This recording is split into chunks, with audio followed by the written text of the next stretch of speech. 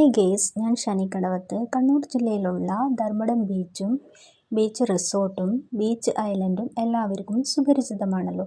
അഞ്ചരക്കണ്ടി പുഴയോട് ചേർന്ന് കിടക്കുന്ന അറബിക്കടലിന് സമീപത്തുള്ള മാരിയമ്മൻ കോവിലിൽ ഉത്സവമാണ്.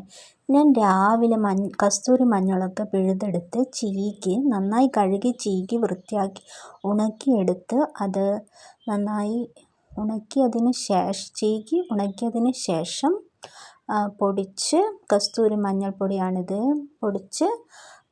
കസ്തൂരി മഞ്ഞൾപ്പൊടിയിൽ നിന്ന് തന്നെ ഞാൻ കുങ്കുമവും ഉണ്ടാക്കി ക്ഷേത്ര ഉത്സവത്തിനുള്ള ഒരുക്കത്തിലാണ്.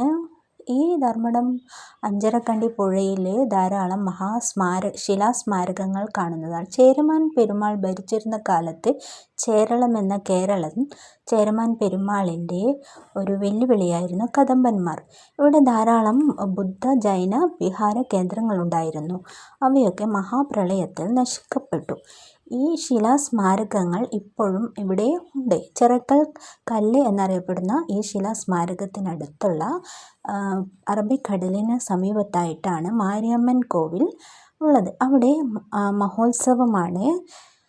അതിമനോഹരമായ ഈ കോവിൽ, പ്രകൃതി രമണീയമായ ഈ സ്ഥലത്താണ് മാരിയമ്മൻ കോവിൽ. ഈ കോവിലിൽ ഉത്സവമാണ്. അതിനുള്ള എല്ലാവരും ഇപ്പോൾ ഉത്സവ ലഹരിയിലാണ്. നമുക്കും അതിൽ പങ്കുചേരാം. ഓക്കെ.